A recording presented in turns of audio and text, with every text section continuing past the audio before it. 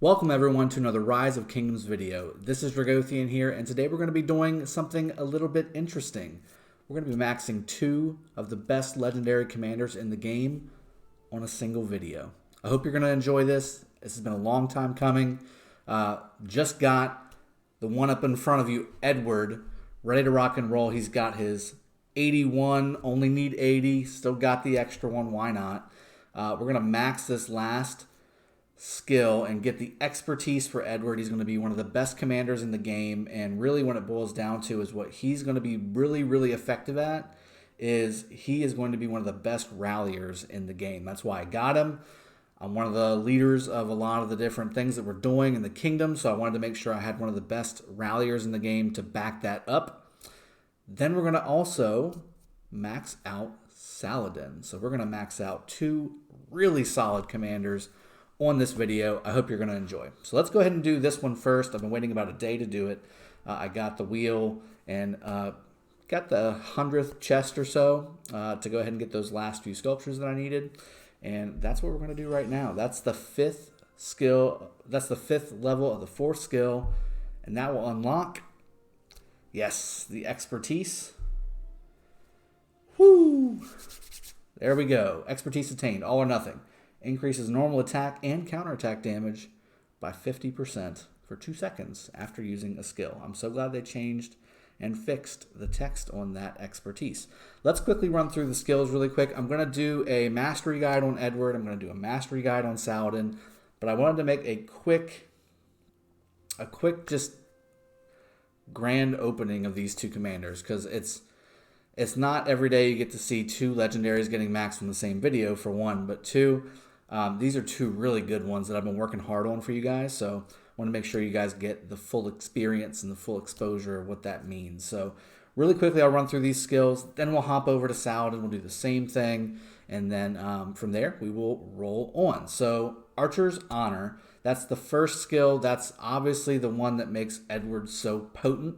He has the biggest nuke in the game. However, it has quite a large rage requirement too at 1350. And inside that description, it also says that there's a little bit more of a rage requirement, although indirectly. So let's read through it really quickly. Deals massive damage to a single target, which is 2500 damage factor if he's the primary commander. If he's a secondary commander, that gets cut in half, and it's only 1250 if he's serving as a second commander. So what that means, you really need to make him the primary commander to maximize the damage of this nuke.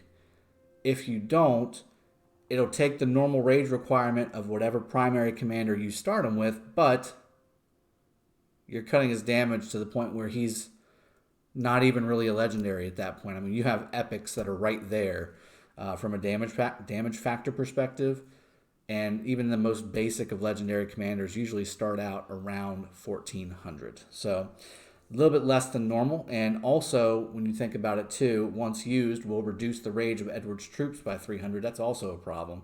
So whenever you combine all those things, really you want to be using him as a primary commander. Yes, it's going to take longer to get his skills to proc off. Yes, it's going to just be that little farther behind.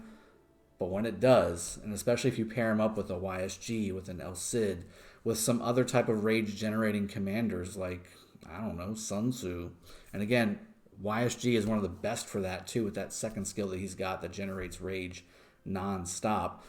This is really good. It's just a matter of when that rage regeneration procs off. This is the best nuke in the game, the biggest nuke in the game certainly, and if you can get it in the right circumstances, which again, in a rally, you're going to have 2 million plus troops with you, that enhances the damage of a primary skill like this one. So you'll see some big numbers pop off. I've seen upwards of over 200,000 skill damage proc off of an Edward Archer's Honor proc, or Archer's Honor skill, in one shot. Pretty sweet. Vengeful Crusade, again, this is a buff type of skill, so it's passive, meaning you have it all the time. It's an increase to Archer's health and march speed, and it's a pretty substantial march speed bonus. Again, pairing this guy up with a El Cid or something like that, super speedy cav, and this is just all the time. It's not like you need to be 50% troop health or army health or anything like that. It's just you always have 30% march speed for your archers, which is really, really sweet. helping them keep up with some cav, which, you know, archers aren't necessarily the best thing against cav, but if you're trying to chase down an enemy, or again, just trying to be maneuverable in the battlefield and maybe outposition cavalry to not get flanked or something like that, this is a really good skill to have. Cressy's Campaign. This is a very interesting skill, again, because it gives you a buff, and it also gives you a damage increase as well. So when the army led by this commander contains only archer units, increases the skill damage. So again, we had a skill damage video come out earlier this week. That applies to all skill damage. It doesn't mean only active. It doesn't only mean additional skill damage. This is all skill damage. So skill damage increased by 25% and increases damage dealt to infantry units by archer units by 5%. That's an expertise, by the way. That second piece, that's basically Richard's expertise with a couple more debuffs. So, and it's bigger than the Richard debuff too. So you kind of have a half of an expertise inside of this skill and a 25% overall skill damage bonus. This is an amazing skill. Gotta max this. And then finally, the fourth skill, when the army led by this commander is at 70% strength or higher, increases attack of archer units by 40% and decreases defense by 10%. Again, this has got a little bit of a combination of Genghis, where it's got a more potent attack of archer units. 40% is huge, but you also decrease defense by 10%.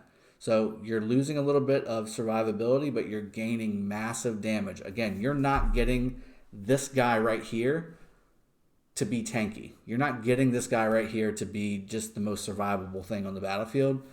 Edward is for massive, massive, massive nuke damage and big numbers. You want to see those big red numbers pop up against the back of your opponent whenever you're attacking them. So you want to see this pop up against their city, 200k, 180k, and then back that up with a YSG AoE hitting the city for another 150k. That's what you're looking for when you're using Edward. So that's what I would recommend, hands down. If you're looking for an objective rallier that uses archers, Edward's your primary, YSG is your secondary, or you can back him up with Frederick. That's also a really good pairing. And then certainly El Cid, Kusunoki, Herman, all those archer-style commanders. But then you can go a little hybrid and use some generic nukers. Like, again, Sun Tzu works really well in this situation. That's why he's one of the best epic commanders in the game. I'm not going to get all into it. That'll be for the Mastery Guide. Let's jump over to the Saladin commander, which, again, we just maxed out Edward. Let's go to Saladin. Again, one of those commanders that at first I was a little underwhelmed. And then I started to kind of see how he was being used on the battlefield. And now he's evolved into really starting to turn into more of a defensive commander, even though he's got a really solid damage nuke, primary nuke on his active skill, which does get enhanced by his expertise that we're about to unlock.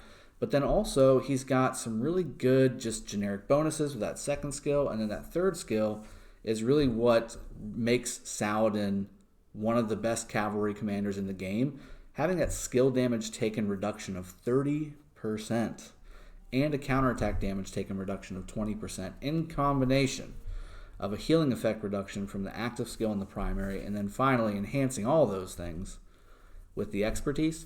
This makes a Saladin-led army one of the tankiest cav combinations in the game. You can pair up Saladin with Genghis. You can pair up Saladin with Minna. If you want to go uber tanky, you can go Saladin Double C or Saladin Pelagius, because they have those heals. They have the extra defense bonuses.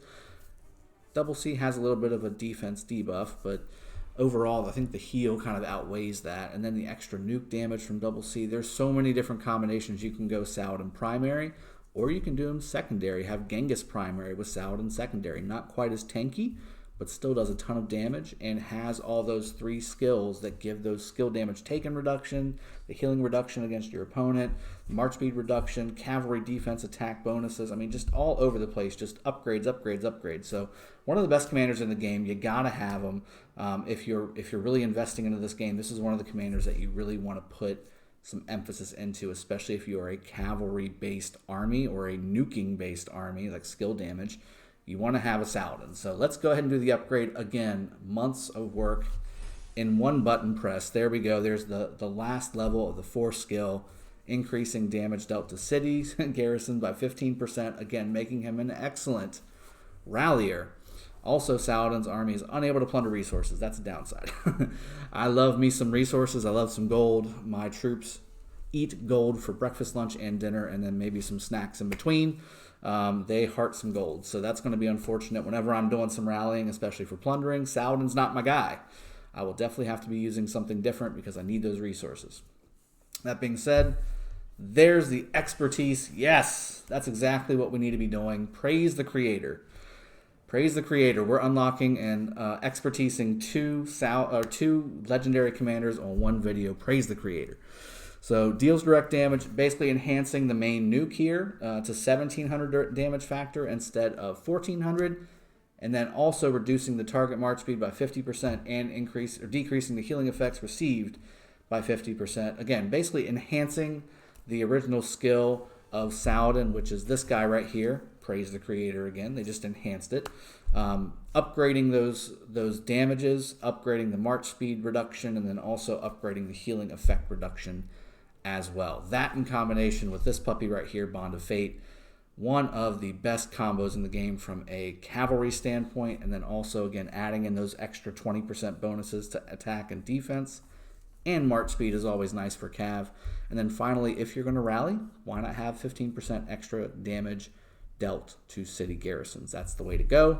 That's what I'm sticking with. And again, Genghis Saladin, Saladin Genghis, depending on what you want to do. I think Genghis Saladin would be more damage overall. I think Saladin Genghis would be more tanky and still really, really good damage too. So there's a combination there. The support tree is definitely coming up in the world. I like the enhanced skill damage reductions as well as the skill damage increases that you put out. So a little bit of a good combination of both. The rage regen is also insane with the enhanced rejuvenate on the support tree.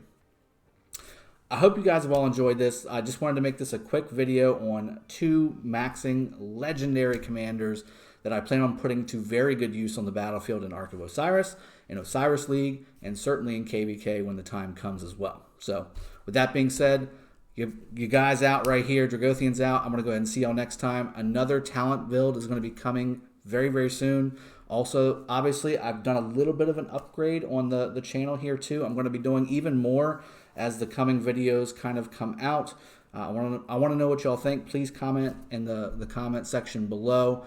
In the description below is my Discord and also some guides related to best of the best guides and things like that. Please check those out if you have not already. Some of them are a little bit outdated, so I'm going to be updating those as well. That being said, again, this is also a sponsored content creation channel for your Rise of Kingdoms game. So come here, look at this stuff, see if you like it. If you do, great. Leave a thumbs up and a sub, and I'll see y'all next time. Cheers. Have a good one, and take care.